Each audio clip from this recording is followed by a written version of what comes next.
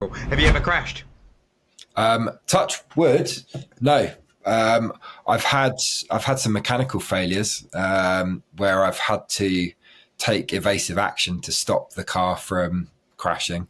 I've spun out once at the Craner Curves at Donington, and that's really the only time that I've really lost control of a vehicle, and that was in the Aston Martin Vantage that we had, and I was going through the Craners and I looked in my mirror and I could see Peter Ursich behind me. He was in a Porsche Carrera GT3 and he was bearing down on me quick.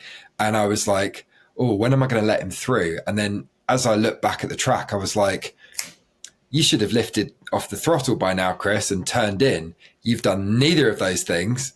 And I turned in. And when I spoke to Peter about it afterwards, Peter was like, I knew you were going to spin. I could see where you were on the track that you were going to spin. And sure enough, I tried to hold it and the car just did this huge pirouette and I ended up in the middle of the track. That was quite scary. I had a mechanical failure at Alton Park. I managed to keep the car out of the barriers. I think I just nicked one of the barriers with the rear arch, but wow. No, touch wood, I've not had any big whacks. No accidents. Did it rattle you at all? The brake failure at Donington Park did rattle me a little bit because the next time I got in the car was for qualifying for the race. So I went from having driven the car, fully functioning, and then had a brake failure and ended up sliding into the gravel at Old Hairpin at about 100 miles an hour. And the crew had to dig out about, 10, 15 kilos of gravel out the car. And then they got to the bottom of the brake. And I think I had a fairly, I'm not going to lie to you, I was a little bit shook up by it when I went to go to sleep that night because obviously it was the first time I've raced that car and it was quite a long endurance race. So I knew I was going to do an hour-long stint in the car. But I made sure that I went and saw the repair, and ensured that it was done to a high standard, which it was. I got in the car the following morning and I went out and did my out lap and the brakes felt really strong. And I don't know, as soon as the lights went out and the race started, I didn't even think about it. It literally didn't even cross my mind that anything would go wrong. And I had a fantastic race. It was absolutely awesome. I love that car. It was a 5-litre V8 Aston Martin, totally unsilenced. Yeah. And it's just awesome. So I've been racing in a McLaren this year, and I'll tell you what, the Aston Martin was a nightmare to get in and out of because it had a roll cage and a half cage, and the aperture for the door, you'd open it up, you'd literally have to post yourself through a gap about that big, and it was not easy. Whereas the McLaren, because it's mid-engine, it's got quite low sills, so it doesn't need that bar going across, and it was actually really good to get in and out of. I mean, Aaron, who's paraplegic, he gets in and out of it fine. Wow, that's really interesting to hear. Be surprised, Charlie. Yeah.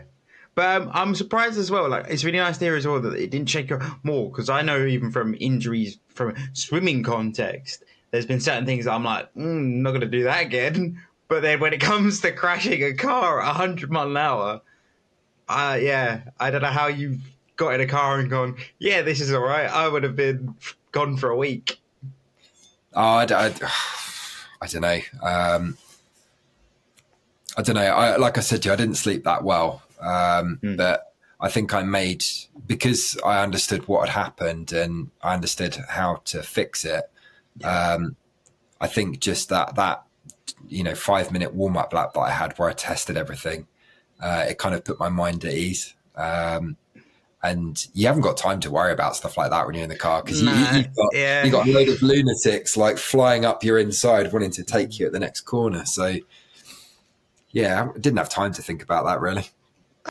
I remember the first time I drove the BMW at Silverstone in full wet, and I was following a car going down the Hanger Straight, and I looked down at the speedo and I was doing about 130, and the traction control was kicking in as I was hitting puddles. And the rear was aquaplaning a little bit.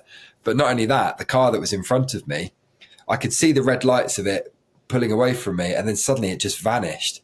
And I was like, has he just flown off the track somewhere? Or is it just that the visibility's that bad? And wow, that was before we really started racing in the 240, and that was quite scary. That was genuinely a bit scary, but the car felt really good. You know, you have to believe in what the coaches are telling you about keeping tire temperature, and that the car will hold on. And you know, we were really lucky that we had a really amazing coach, a guy called Jamie Falvey, and I owe a lot to him in his guidance, to be honest with you. It's, as I say, I just sit there and go, getting in a car going 130 mile an hour. I think round the track scares me more. I've never done it on the road, but even the prospect of doing it on the track just scares me more. No, it's fine. When you're in a track, you're in a controlled environment. You know, you've got big runoff areas, and everyone is driving the same way. So everyone knows what you're doing. You've got marshals, you've got a big roll cage. You know, I've got a helmet, I've got a hands device, I've got a 4-point harness, I've got a big roll cage around me. You know, it's a much safer environment than the road, if I'm being completely honest. By the way, I'm not encouraging doing 130, never have done, but it's that whole prospect of like, at least motorway is straight line. It's just a straight line. Whereas the idea of going around a bend, no, not a bit of me. The bends, you're lucky if you're doing like 90, 100. Sometimes you do a bit faster than that. I think the fastest I went in a straight line was just under 160. That was pretty exhilarating. That was in the McLaren. Especially because it's one of, like, in cars like that, the McLaren, it would be a case of you put your foot down and it just goes. It's just gone. Oh yeah. We did testing in Portugal in February this year in Portimao, and the straight there is the longest straight I've ever driven, and we were just about touching 161, 162 miles an hour. We're coming to the braking zone, and that was hairy. That was really hairy. Insane.